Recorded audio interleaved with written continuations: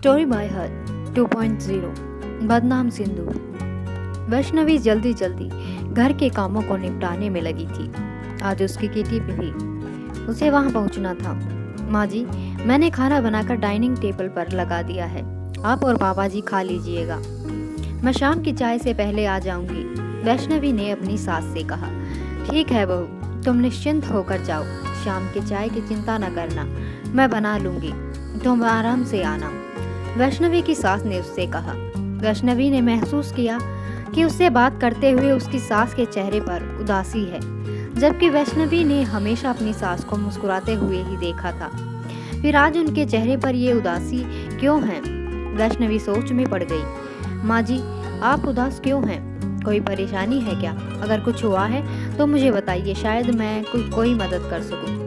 वैष्णवी ने चिंता जाहिर करते हुए पूछा। नहीं बहू, ऐसा कुछ नहीं है, वह रात में ठीक से नींद नहीं आई, इसलिए चेहरा उतरा हुआ है, थोड़ी देर सो लूंगी तो ठीक हो जाऊंगी, वैष्णवी की सास ने मुस्कुराने की कोशिश करते हुए कहा। पर वैष्णवी को उनकी बात पर विश्वास नहीं हुआ। फिर भी उसने बात को आगे नहीं बढ़ाया और तैयार होकर किटी पार्टी में चली गई। किटी में सभी सहेलियां अपने पति के प्रेम और विश्वास पर बात करती रही। वैष्णवी ने कहा, जब हम किसी से प्रेम करते हैं तो उस पर विश्वास हो ही जाता है, क्योंकि प्रेम और विश्वास एक दूसरे के पूरक हैं। मैं तेरी इस बात से पूरी तरह सहमत नहीं हूँ। कभी प्रेम में अति विश्वास घातक सिद्ध हो सकता है। जब हम प्रेम में अंधविश्वास करने लगते हैं तो हमारे विश्वास को टूटने में देर नहीं लगती, उसकी सहेली अंजलि ने कहा। वहाँ बैठी सभी औरतों अंजलि की बात का समर्थन करने लगी। उन्होंने कहा कि प्रेम करना और अपने प्रेमी पर विश्वास करना ठीक है, पर अंधविश्वास नहीं करना चाहिए, वह व्यक्ति हमारे पति ही क्यों ना हो। मैं तुम लोगों की बातों से सहमत नहीं हूँ। मैं अपने पति से प्रेम भी करती हूँ और विश्वास भी, क्योंकि मुझे पता है कि वह मुझे भी प्यार करते हैं, और इस जन्म में तो क्या वह हर जन्म में मुझसे ही प्यार करेंगे। मेरी मांग का सिंदूर और मेरा श्रृंगार इसका प्रतीक है। मैं दूसरी औरतों की तरह नहीं हूँ जिनके पति उनके साथ विश्वासघात करते हैं और वह तब भी उनके नाम का श्रृंगार करके चेहरे पर झूठी मुस्कान लिए फिरती हैं। मैं ऐसा दिखावा कभी नहीं कर सकती। मैं जानती हूँ कि मेरा ये विश्वास कभी नहीं टूटेगा, वैष्णवी ने गर्व से मुस्कुराते हुए कहा। किटी पार्टी के बाद जब वैष्णवी घर जा रही थी तो उसकी नजर अपने पति की कार पर पड़ी, जो उसकी बगल से अभी निकली थी। क्रॉसिंग पर उसकी टैक्सी रुकी हुई थी। तब उसने देखा था उसके साथ कोई लड़की भी थी, जो उसके पति से सटकर बैठी हुई थी। वैष्णवी को अपनी आंखों पर विश्वास नहीं हुआ। उसके मन में एक क्षण के लिए शक का बीज पनप उठा। फिर उसने सोचा, हो सकता है वह उनकी सेक्रेटरी हो और वह लोग ऑफिस मीटिंग के लिए जा रहे हों। उसने अपने दिमाग से उस बात को निकाल दिया और अपनी ही बेवकूफ़ी पर मुस्कुरा उठी। जब वह घर के दरवाजे पर पहुंची तो अंदर से उसकी सास की आवाज़ सुनाई दी। वह अपने पति से कह रही थी, जब ये बात बहू को पता चलेगी तो उसके दिल पर क्या गुजरेगी। उसका तो विश्वास ही टूट जाएगा। वह हम पर बहुत विश्वास करती है। मेरी तो कुछ समझ में नहीं आ रहा है कि मैं उसे कैसे बताऊं कि उसके पति ने दूसरी शादी कर ली है। अरविंद ने इस घर के अलावा भी एक दूसरा घर बसा लिया है। अपनी सास की बात सुनकर उसके पैरों के नीचे की जमीन खिसक गई। उसके सोचने समझने की शक्ति क्षीण होने लगी। उसने लड़खड़ाते हुए दरवाजा खोला। उसकी हालत देखकर उसकी सास समझ गई कि वैष्णवी ने सब कुछ सुन लिया है। बहू, हम तुम्हें बताना चाहते थे पर हिम्मत नहीं जुटा पाए, मुझे माफ कर दो, मुझे अपने बेटे से ऐसी उम्मीद नहीं थी, वैष्णवी की सास ने दुखी होकर कहा। माँ जी, ये बात आपको पता था, फिर भी आपने मुझसे नहीं बताया, धोखे में रखा आपने, ऐसा क्यों किया? वैष्णवी ने रोते हुए पूछा।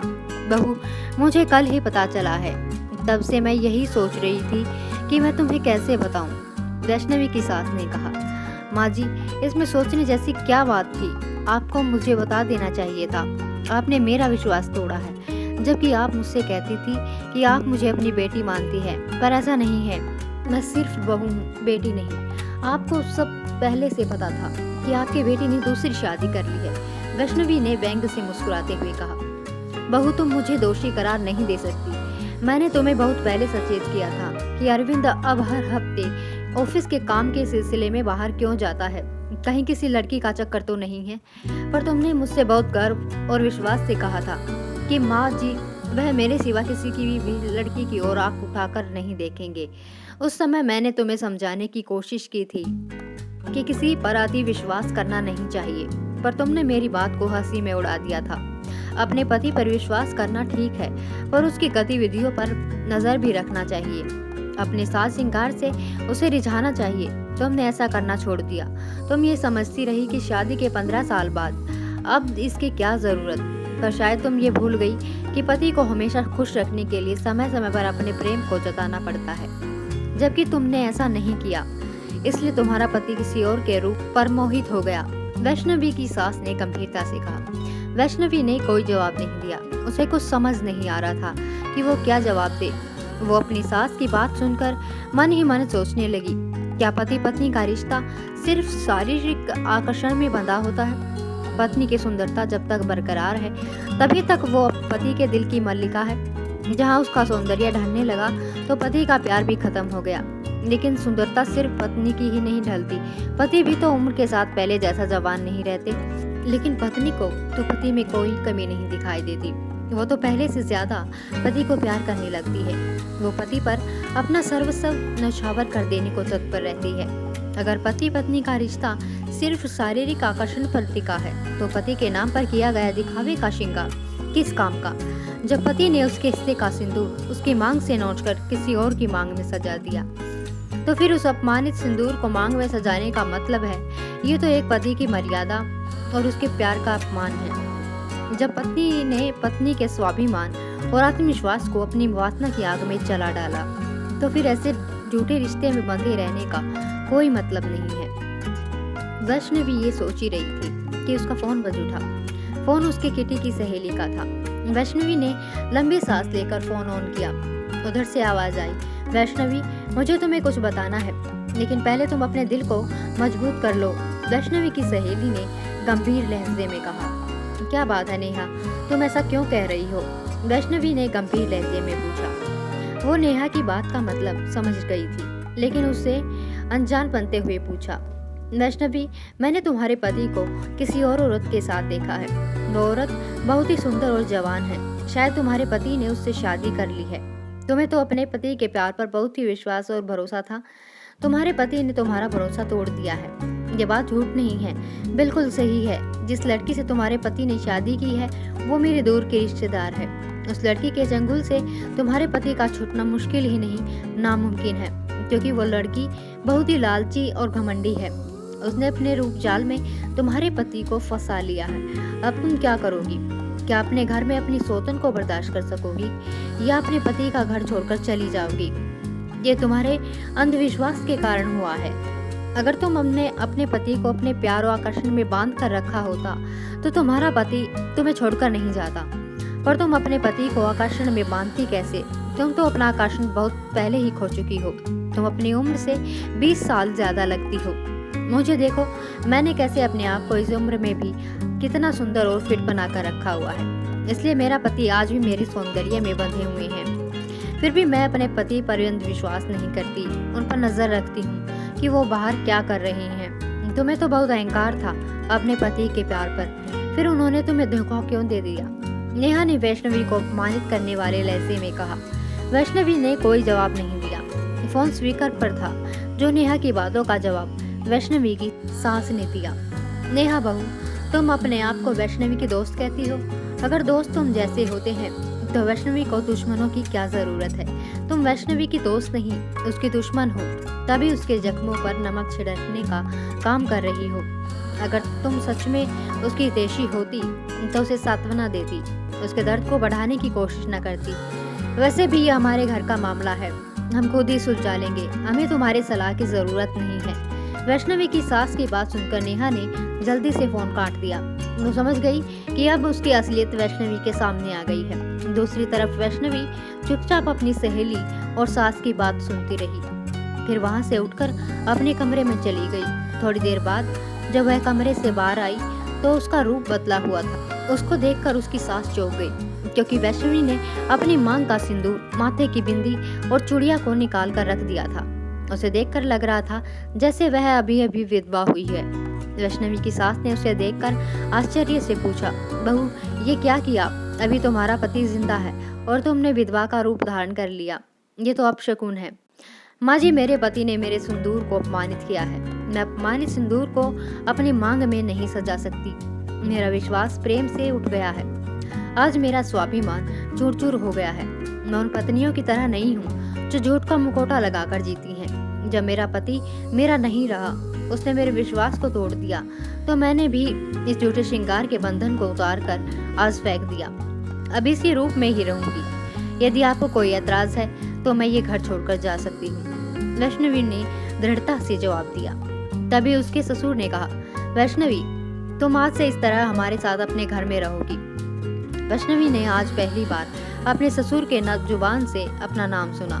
उसने चौंक कर उसकी तरफ देखा। वह वैष्णवी के सवालिया निगाहों को समझ गई। उन्होंने मुस्कुराते हुए कहा, आज से तुम हमारी बहू नहीं, बेटी हो। बेटियों को तो उनके नाम से ही पुकारा जाता है। अपने पति की बात सुनकर वैष्णवी की सास के चेहरे पर भी समर्थन के भाव दिखाई दिए। पापा जी कहकर वैष्णवी अपने ससुर के पैर छूकर आशीर्वाद लिया। पापा जी नहीं, सिर्फ पापा कहो बेटी, वैष्णवी के ससुर ने मुस्कुराते हुए कहा। हाँ, और मुझे मम्मी कहो। आज से तुम हमारी बहू नहीं, बेटी हो, वैष्णवी की सास ने भी मुस्कुराकर कहा। ठीक है मम्मी पापा, जो आप लोगों की आज्ञा। वैष्णवी ने भी अदब से सिर झुकाकर गंभीर लहजे में कहा। वैष्णवी को ऐसा करते देख उसके सास ससुर ठहाका मारकर हंस पड़े। वैष्णवी ने भी उनका साथ दिया। तभी वैष्णवी की नज़र दरवाजे पर ठहर गई। फिर अचानक उसकी हंसी पर ब्रेक लग गया। उसी समय वैष्णवी के ससुर ने भी दरवाजे की ओर देखा तो वहाँ उनका बेटा अरविंद खड़ा हुआ था। अपने बेटे को देखकर वैष्णवी के ससुर का चेहरा कठोर हो गया। अरविंद जैसे ही घर के अंदर दाखिल हुआ, उसके पापा ने कठोर शब्दों में कहा, अरविंद वहीं रुक जाओ, अब तुम इस घर में नहीं रह सकते। ये आप क्या कह रहे हैं? ये घर मेरा भी है। अरविंद ने अचंभित होकर कहा, ये घर तुम्हारा था, अब नहीं है।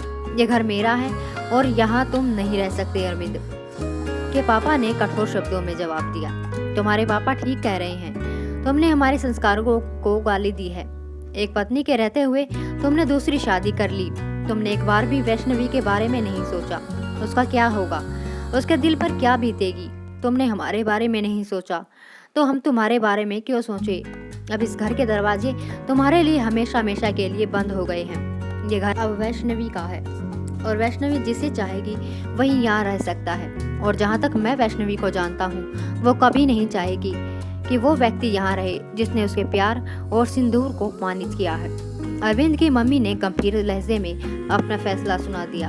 अपने मम्मी पापा की बात सुनकर अरविंद ने एक नज़र वैष्णवी पर डाली। वैष्णवी की आंखों में अपने लिए नफरत देखकर अरविंद समझ गया कि अब वो अपने परिवार को हमेशा के लिए खो चुका है।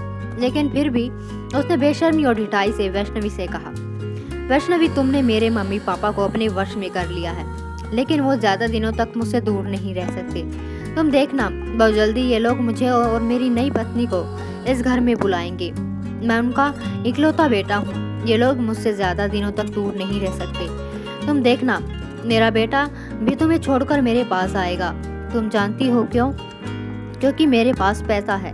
तुम तो कुछ करती भी नहीं हो। अपने बेटे की ज़रूरतें कहाँ से पूरी करोगी? इस समय तो मैं यहाँ से जा रहा हूँ। बहुत जल्दी अपने बेटे को लेने आऊँगा। तब मेरा बेटा मेरे साथ जाएगा और तुम देखती रह जाओगी। वैष्णवी ने अपने पति की बातों का कोई जवाब नहीं दिया।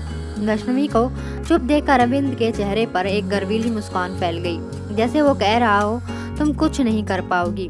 अरविंद ने एक व्यंग्यात्मक नज़र वैष्णवी पर डाली और वहाँ से जाने लगा। तभी वैष्णवी की गंभीर आवाज़ सुनकर वो रुक गया। वैष्णवी उससे कह रही थी, मिस्टर अरविंद कुमार, मेरी भी बात सुनते जाओ। तुम आज के बाद मेरे बेटे से मिलने की कोशिश न करना, वरना मैं तुम्हें कहीं का नहीं रखूंगी।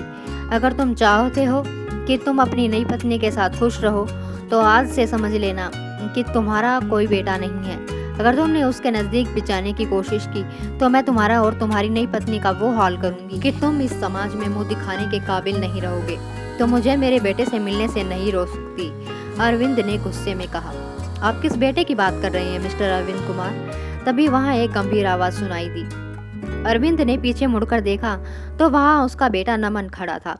उसके चेहरे पर अरविंद के लिए नफरत के भाव थे। अपने बेटे की आंखों में घृणा के देखकर अरविंद कांप गया, क्योंकि उस योजना पर पानी फिर गया था। मिस्टर अरविंद कुमार, मैं आपका नहीं, अपनी माँ का बेटा हूँ। मैं आपको अपना पिता नहीं मानता ही नहीं। इसलिए आज के बाद आप मुझसे मिलने की कोशिश ना कीजिएगा। जो व्यक्ति वासना का पुजारी होता है वो ना तो किसी का बेटा होता है, ना ही किसी का पति और ना ही किसी का पिता। इसलिए आप यहाँ से जा सकते हैं। आपकी सुंदर पत्नी आपका इंतजार कर रही होगी। नमन ने नफरत से अरविंद को देखते हुए कहा। अरविंद अपने बेटे की इतनी कड़वी बातें सुनकर शर्म से पानी पानी हो गया। उसने आशा भरी निगाहों से अपने माता पिता की ओर देखा, पर उनके चेहरे पर भी कठोरता दिखाई दी। अरविंद ने एक असहाय सी नजर सब पर डाली और एक हारे हुए जुआरी की तरह थके कदमों से घर से बाहर निकल गया। वैष्णवी अपने बेटे से लिपटकर फूट फूट कर रो पड़ी, पर ये आंसू दुख के नहीं खुशी के थे।